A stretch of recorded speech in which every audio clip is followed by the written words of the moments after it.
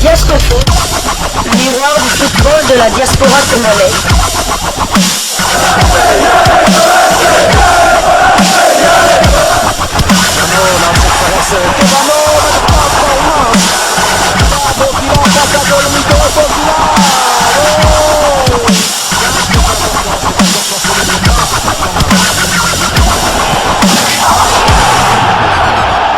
Diasco Foot, le miroir du football de la diaspora congolaise. Vous êtes sur Diasco Foot, le miroir du football de la diaspora congolaise. Diasco Foot vous dit bonjour, tout le plaisir est pour nous de vous retrouver, mais surtout de savoir que vous êtes nombreux en train de suivre votre chaîne YouTube dédiée uniquement aux footballeurs de la diaspora congolaise. Time is up, c'est l'heure de partager avec vous quelques news que nous avons pu récolter pour vous, des news concernant certains de nos internationaux ou des binationaux qui se sont illustrés avec leur club, malgré que nous soyons un peu grippés, hein, d'ailleurs cela va se sentir par notre voix, mais nous sommes là pour vous servir dans le cadre de votre chaîne YouTube Diasco Foot, parce que nous sommes le miroir du football de la diaspora congolaise, et parce que l'actualité ne n'attend pas, nous sommes là, nous allons débuter ce numéro par l'Angleterre où l'on poursuivait la 32e journée de la Première Ligue, championnat anglais de première division, où l'international congolais Niskens Kebano a pu grappiller un peu de temps de jeu, lui qui affrontait un autre joueur d'origine congolaise. Initialement absent sur la feuille du match, Niskens Kebano a été réintégré à la dernière minute pour remplacer William, blessé pendant l'échauffement. De retour de blessure le week-end dernier, le milieu offensif international congolais a de nouveau grappillé quelques minutes en montant en jeu à la 82e minute. C'était contre Aston Villa. Son club s'est incliné sur le score d'1-0. Quant à l'autre congolais, Ezri Konza, il avait été titularisé du côté d'Aston Villa. Il a d'ailleurs disputé l'intégralité de cette rencontre et c'était sa 15e fois consécutive. Aston Villa, après cette belle victoire à domicile, occupe la 5e place de Première Ligue avec 16 victoires, 6 nuls et 11 défaites. 46 buts été inscrits contre 41 encaissés. Ezri Konsa a profité de ses 90 minutes de temps de jeu pour porter à 2935 minutes son total de temps de jeu sur les 3240 minutes possibles. Il a donc participé à 33 et 36 matchs avec son club. De l'autre côté, Fulham occupe la 9e place de Première Ligue avec 13 victoires, 6 nuls et 13 défaites.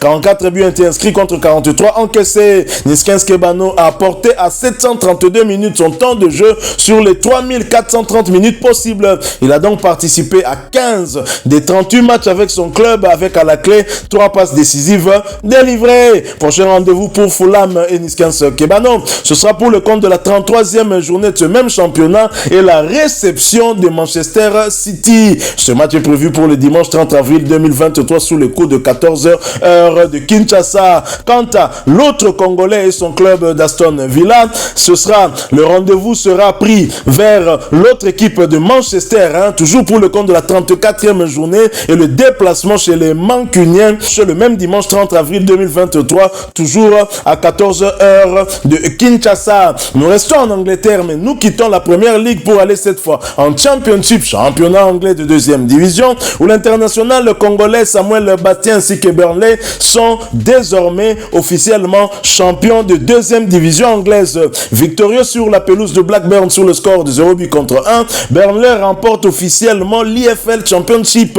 Samuel Bastien succède donc à Niskens Kebano, sacré l'année dernière avec Fulham. Bravo notre Diogo, même si il faut le reconnaître qu'il n'a pas beaucoup joué cette saison de ce côté-là. Alors nous poursuivons avec cette actualité concernant nos internationaux et des binationaux. Nous quittons l'Angleterre, nous allons cette fois du côté de la Suisse où l'international congolais Elia Meshak et les Young Boys de Berne devront encore attendre un peu. Il aurait fallu une victoire hier soir face aux Grasshoppers de Zurich pour que les Young Boys de Berne soient officiellement déclarés champions de Suisse. Il faudra encore attendre puisque Elia Meshak et ses coéquipiers se sont inclinés sur le score de 4-1. L'international congolais qui n'avait pas débuté cette rencontre a fait son apparition sur la pelouse à l'heure de jeu. Son équipe est leader du championnat avec 61 points, soit 19 points de plus que son dauphin. À 6 journées de la fin, le titre pourrait pourrait être célébré dès dimanche à domicile face à Lucerne. Si victoire il y a, bien entendu, nous espérons en tout cas Elia Meshak qui sera pour la énième fois champion de Suisse avec son club. Nous quittons la Suisse, nous nous dirigeons vers la Liga, le championnat espagnol de première division, mais nous y allons après cette courte pause. Diasco Foot, le miroir du football de la diaspora congolaise. En Espagne, on jouait la 31e journée de la Liga, championnat espagnol de première division. L'international congolais Théo Bongondé, son club de Cadiz, se sont inclinés à domicile. Cadiz qui recevait Osasuna hier soir dans le cadre de cette 31e journée de la Liga espagnole. C'est donc incliné. Les locaux ont perdu à domicile avec la plus petite des marges, 0 but contre 1. Théo Bongondé avait été titularisé, mais il n'a pas disputé l'intégralité de cette rencontre puisqu'il a été remplacé à la 68e minute de jeu. Il faut rappeler qu'il s'agissait de sa 4e titularisation consécutive. Au terme de ce revers à domicile, Cadiz est 15e de la Ligue avec 7 victoires, 11 nuls et 13 défaites. 23 buts été inscrits contre 43 encaissés. Cadiz a seulement 2 points d'avance sur le premier relégable. Il est clair que pour eux en tout cas, ils vont se battre pour rester en Liga et donc ne pas descendre en Liga à 2. C'est ça leur objectif de la saison et j'espère qu'ils vont atteindre cela. La journée passée, ils étaient à 4 points du premier relégable, mais là, l'écart est encore un peu réduit à cause de cette défaite à domicile. Espérons qu'ils puissent vraiment se ressaisir. Alors Théo Bongonda, bien sûr, profitez de quelques minutes sur le terrain pour porter à 1574 minutes son temps de jeu sur les 2700 minutes possibles. Le Congolais a participé à 25 des 30 matchs avec son club, avec à la clé 2 buts inscrits et 3 passes décisives délivrées. Prochain rendez-vous pour Cadiz et Bongonda, ce sera pour le compte de la 32e journée et la réception de Valence le dimanche 30 avril 2023 sous le coup de 13h heure de Kinshasa. Nous quittons l'Espagne, mais nous n'allons pas très loin puisque nous allons du côté du Portugal voisin où l'on jouait les demi-finales retour de la Coupe nationale et Braga qui recevait CD National a fait jeu égal avec ce club. Score final 2 buts partout. Le joueur d'origine congolaise Simon Banza, titulaire du côté de Braga, a disputé l'intégralité de cette rencontre. Braga est qualifié pour la finale de la Coupe du Portugal. Simon Banza a profité de ces quelques minutes sur l'aire de jeu pour porter à 2128 minutes son temps de jeu sur les 4140 minutes possibles. Il a eu à participer à 41 des 46 matchs avec son club, avec à la clé 13 buts inscrits et 5 passes décisives délivrées. Prochain rendez-vous pour le Sporting Braga et Simon Banza, ce sera pour le compte de la 30e journée de la Liga Buin, championnat portugais de première division, et la réception de Portimonense. Ce match est prévu pour le samedi 29 avril 2023 sous le coup de 15h30 heure de Kinshasa.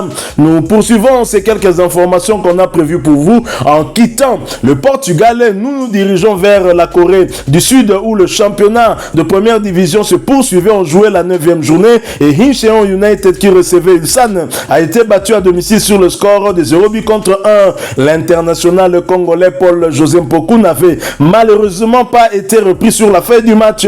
Son club, après ce revers à domicile, est 8e du championnat avec 2 victoires, 3 nuls et 4 défaites. 9 buts été inscrits contre 15 encaissés. Paul José Mpoku a vu son temps de jeu stagner à 241 minutes sur les 810 minutes possibles. Le Congolais a joué 6 matchs sur les 9 possibles avec son club, avec à la clé un but inscrit. Prochain rendez-vous pour Incheon United, ce sera pour le compte de la 10e journée de ce même championnat et le déplacement sur le terrain des Pohang Steelers. Ce match est prévu pour le dimanche 30 avril 2023 sous le coup de 7h heure de Kinshasa et nous espérons que pour cette fois, Paul José Mpoku sera bien de la partie. Nous quittons la Corée du Sud, nous revenons sur le continent, mais nous y revenons après cette courte pause. Diasco Foot, le miroir du football de la diaspora congolaise.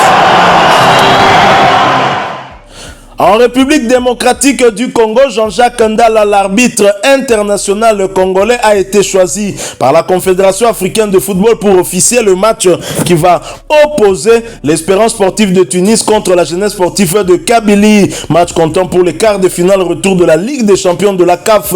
Ce match va se jouer le 29 avril prochain sous le coup de 20h heure de Kinshasa. Et ce match est prévu à Radès. Nous sommes là en Tunisie. Bravo donc à l'arbitre international congolais qui continue à faire la fierté de notre pays. Nous espérons qu'il y aura d'autres arbitres qui vont suivre avec une meilleure organisation qui se profile à l'horizon au niveau de la Fédération congolaise de football association. Vous le savez, la FIFA a pris les choses en main avec un comité de normalisation qui va nous emmener jusqu'aux élections. Nous espérons que ces élections seront transparentes et que les candidats qui vont se présenter seront dignes justement des ambitions que ce pays peut avoir pour le développement du football congolais. Voilà donc nous sommes très heureux pour l'arbitre Jean-Jacques Ndala qui avait eu à manquer cette grande fête mondiale au Qatar, et nous espérons qu'il n'est pas découragé, qu'il va continuer à travailler dur, lui qui est parmi des modèles sur le plan de l'arbitrage ici au pays, et qui va donc inciter beaucoup de jeunes à devenir arbitres, mais à tenter en tout cas de rester dans la droiture, et c'est cela qui peut leur mener en tout cas vers le sommet, aller jusqu'à la Coupe du Monde. Voilà, nous sommes arrivés à la fin de ce sujet. Si vous l'avez aimé, n'hésitez pas à nous laisser un maximum de j'aime. N'hésitez pas non plus à partager avec nous votre opinion. Si vous en avez une par rapport au sujet que nous venons de vous proposer, laissez-la nous à travers un commentaire. Abonnez-vous si vous êtes nouveau ou ancien, que vous ne vous êtes pas encore abonné sur cette chaîne Diascofoot, parce que nous sommes le miroir du football de la diaspora congolaise. Et n'oubliez pas qu'en vous abonnant apparaîtra une petite cloche de notification. Cliquez dessus pour ne plus rien manquer des prochaines vidéos que nous allons vous proposer. Encore une fois, merci à vous, avec espoir de vous retrouver très bientôt avec un autre sujet d'actualité. En attendant, portez-vous bien et Diascofoot vous dit au revoir.